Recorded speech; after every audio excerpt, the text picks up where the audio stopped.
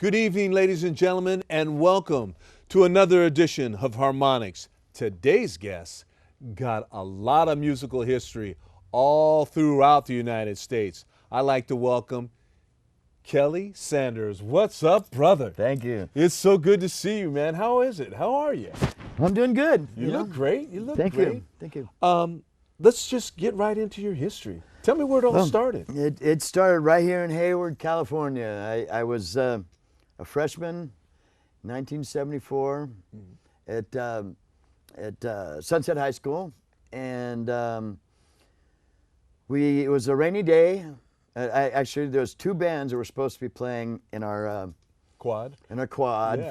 for lunchtime, and I had drama and stagecraft were two of my classes, and stagecraft was O period, before school, you know, and we had just finished with stagecraft, and the guys showed up in their vans to unload to play in the quad, and it starts pouring down rain.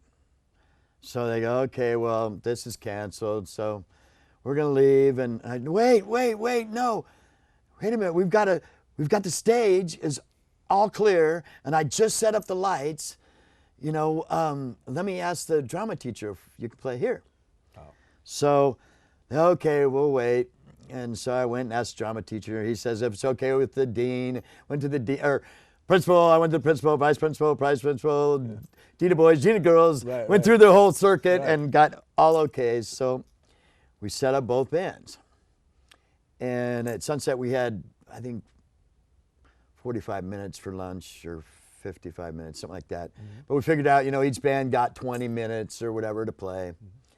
Mm-hmm. And so we, the Jay Gomez's band, Snap, played on one side of the stage, and then Ron Corey's band, the Ron Corey Band, played on the other side.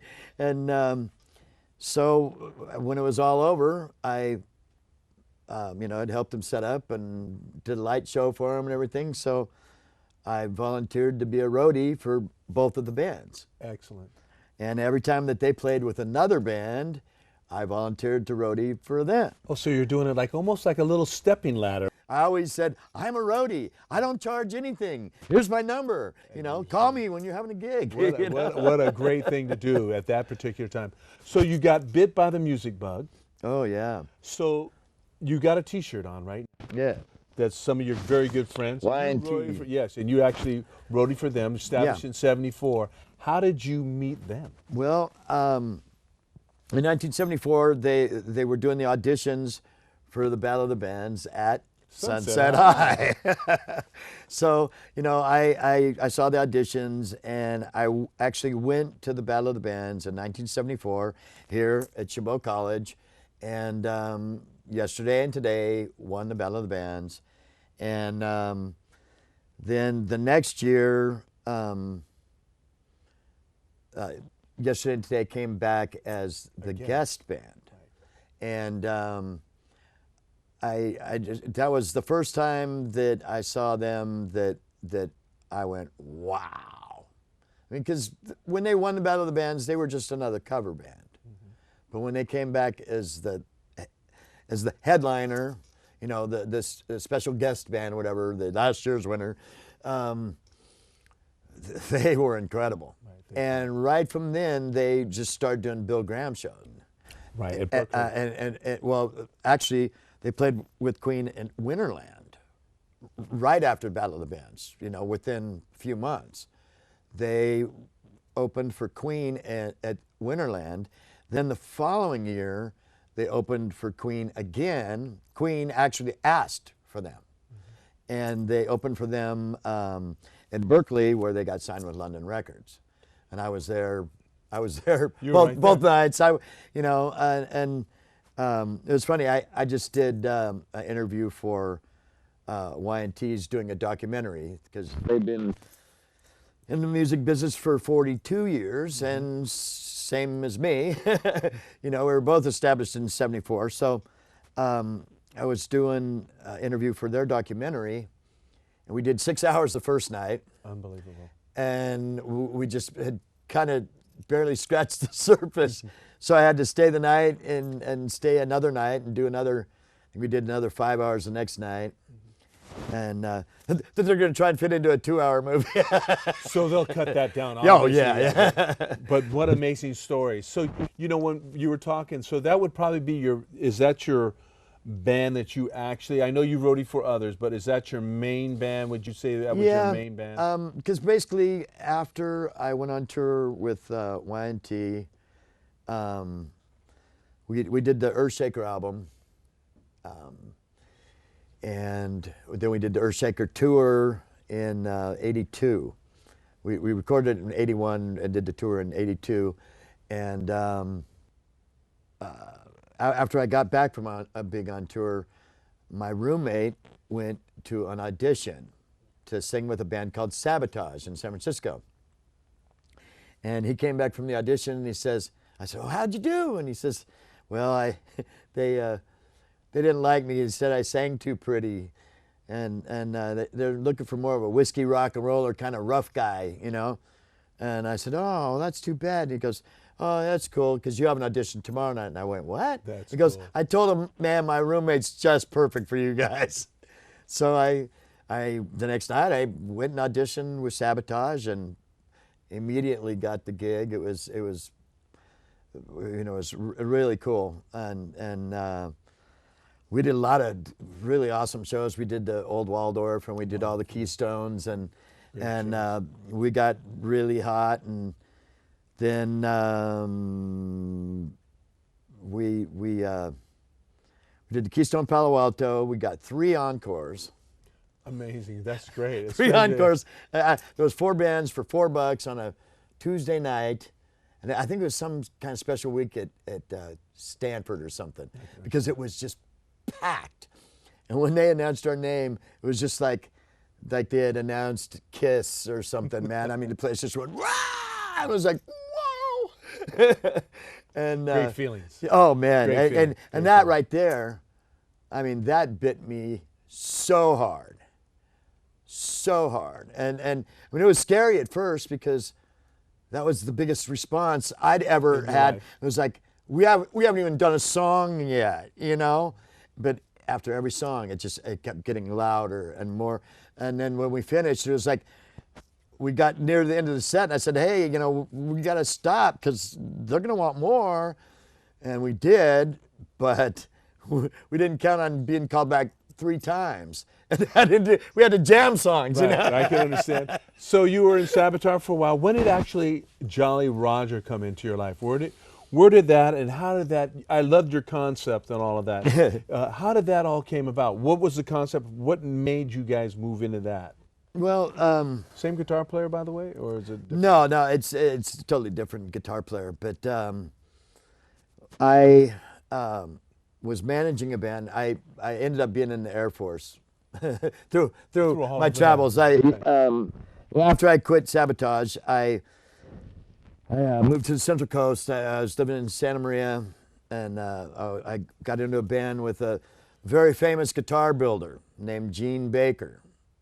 Awesome guitar player, but he made all of Ronnie Montrose' guitars, Baker Guitars. Now he's making B3 guitars, his 3rd company.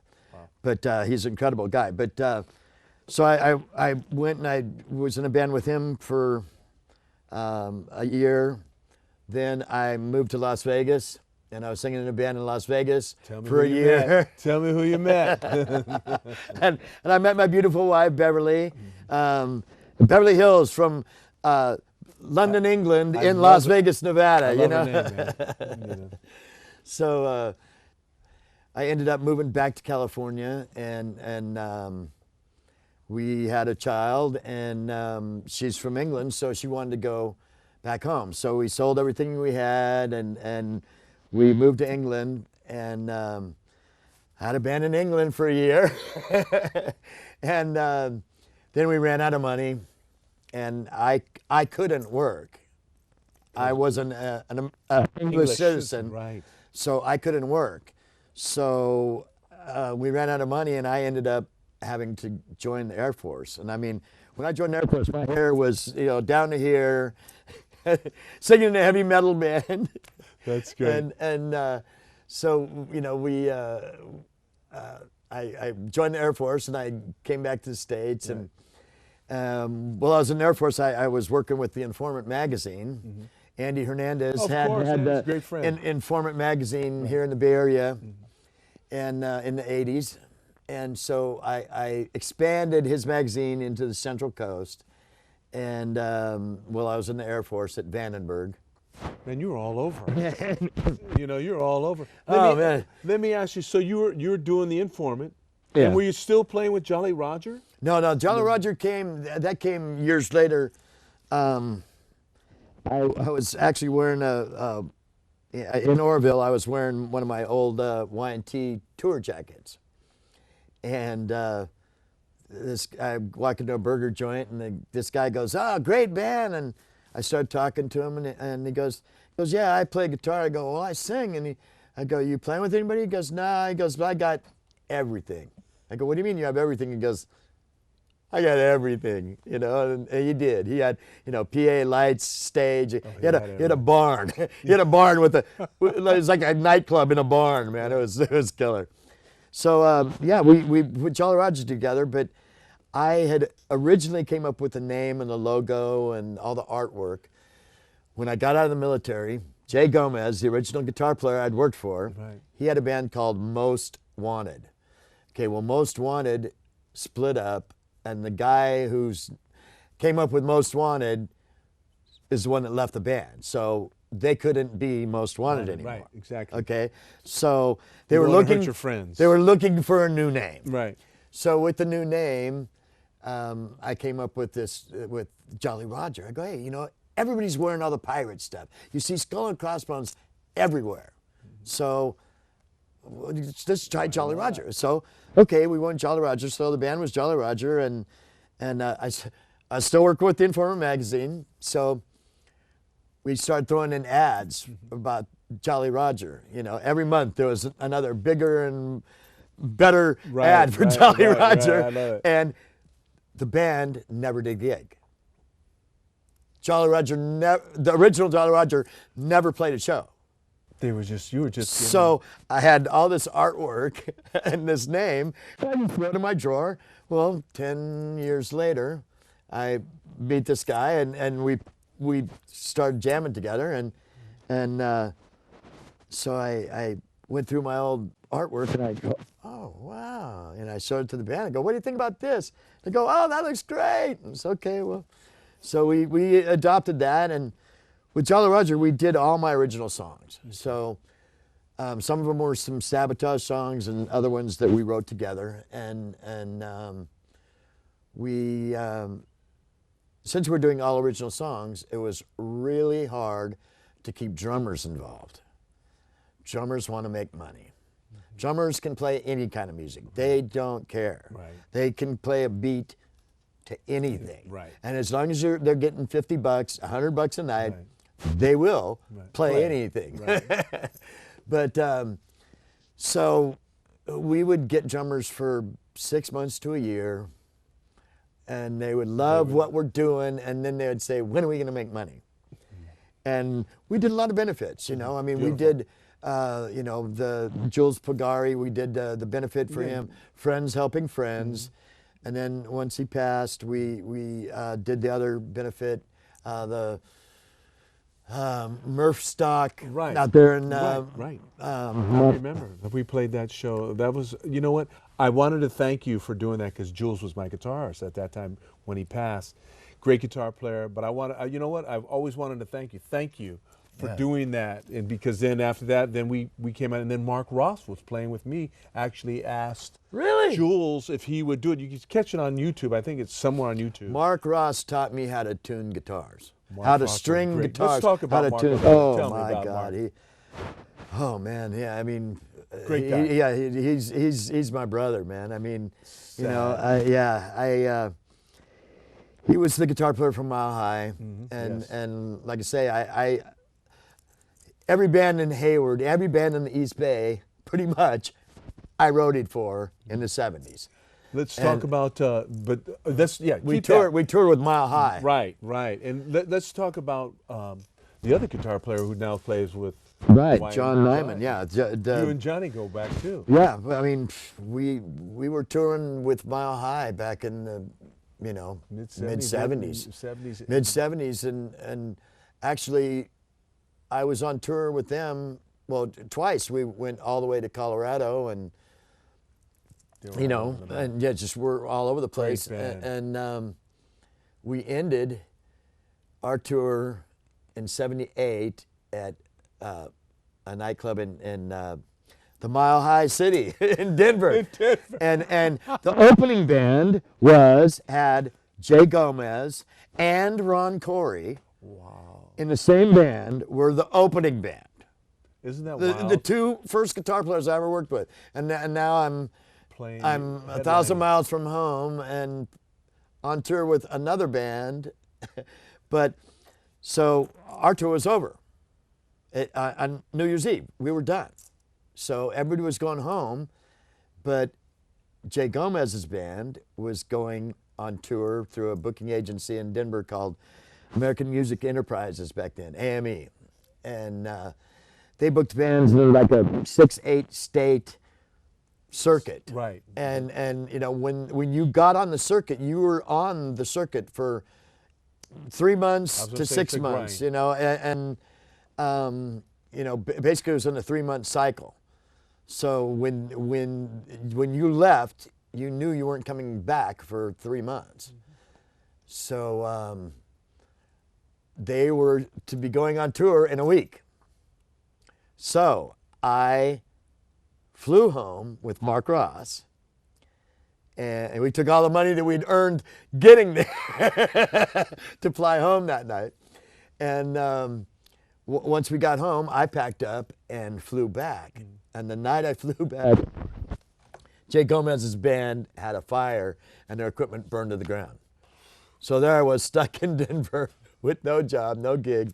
I ended up working with a band that called the Wombleys that had Randy Castillo from Ozzy Osbourne. Also, their keyboard player played with Ozzy Osbourne at the same time, but you know, I mean, he wasn't as flamboyant and famous as Randy Castillo, but amazing band. But yeah, you know, and do you miss that at all? Those days are gone. You said you're going to write a book. Yeah, I'm writing a book. Do you have a title to that at all? Or yeah, well, it was funny because in the very early days of roadieing for Jay Gomez's band Snap, we were doing a party right underneath the BART tracks, right there behind Sunset High School, right underneath the BART tracks, and there was a big house party, and house parties were great. Oh, and speaking of this party, the Del Rio, that's the coach of Jack Del Rio. Yeah, okay, his uncles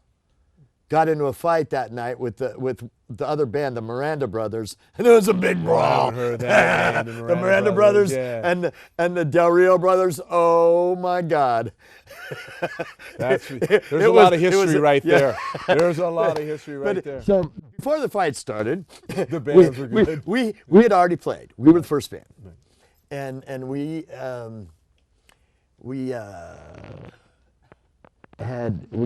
got all finished and we put all the equipment away. And my rule as a roadie was no partying, no drinking, no smoking, no funny business until after the show was over. And everything packed. Okay, and everything's packed. Okay, rule of the roadie. That's excellent. And so we had packed up all the equipment. It was in the van, and I went back in the party, and I was catching up, you know. So I'm standing there at the party, and I'm just, you know, having a good time. And the bass player walks up, he goes, "Kelly, are you okay?" I said, "Yeah." "Why?" And he says, "Dude, you look like you're gonna OD." So then he turns to Jay Gomez and he goes, "Jay, come here." He says, "Look, It's Odie the Roadie. So I from that moment on, I was Odie, you know, everywhere, you know, that's Odie the Roadie, you know. So you did a lot of roadieing, and you did a lot of playing yourself. I'm gonna throw some names at. Give me like a 30-second shot on them, maybe a little longer. Dave Meniketti.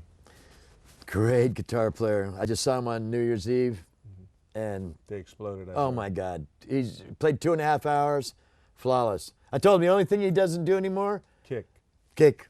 Yeah, and I call it the Ray Guy kick, and he laughed. Because I mean, he used to kick his foot. Oh, I mean, right up, straight right, up. You know. Montrose, Ronnie. Ronnie Montrose, wonderful guy. I got to roadie for him on his last tour, and I got to roadie for the benefit that we did in San Francisco, and the benefit we did for him in L.A. just recently. Had guys from Aerosmith and Ted Nugent and Whitesnake and a couple of guys from Y&T and oh my God, it was Phenomenal. It was phenomenal. Leonard Hayes. You talk about drummers. One of the great drummers in our time, Leonard Hayes. Oh yeah, we were roommates. We were tour mates. You call them the wrecking crew. I introduced him to his wife. His first wife was my roommate, and I took her to a Y&T show, and she wanted to party with Leonard. But you were talking about Jay Gomez. Let's go Jay back. Gomez, great guitar player. Played with multiple bands here in the Bay Area.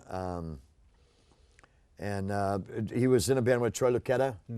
Troy Lucketta's first band when he was, I think, 15 was Whisper. Right. And they won the Battle of the Bands here at Chabot College. You just made me think of another name. Eric Martin. Eric Martin. Sweetheart. Yeah. Great guy. Well, the band Mile High turned into the band 415.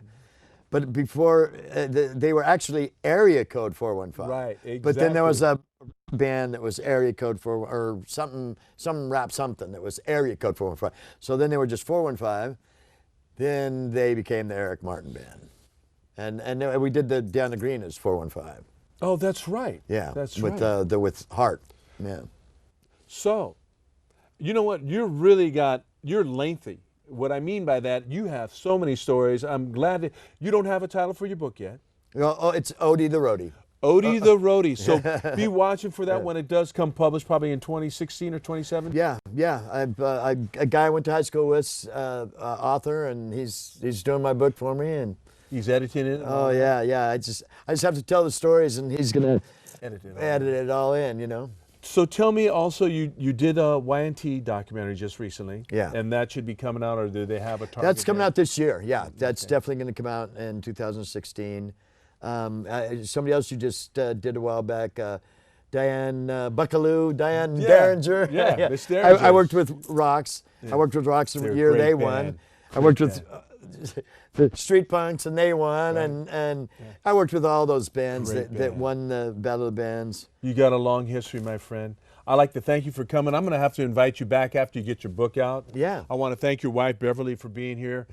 Just listening to this guy, there's so much musical history that he has. He's a great figure, a great father figure, just does a lot of great things for a lot of people. What I liked before we got on the air, he was talking about doing benefits, and that's really where the heart is. Music's not always about money, but if you can make it while you can, because it doesn't last a long time. I'd like to thank you so much, Kelly. Awesome. Pleasure to have you on. And Kelly, what we normally do, I give a thank you to all our fans, but we like to throw out a kiss and peace and love to all of you. Peace.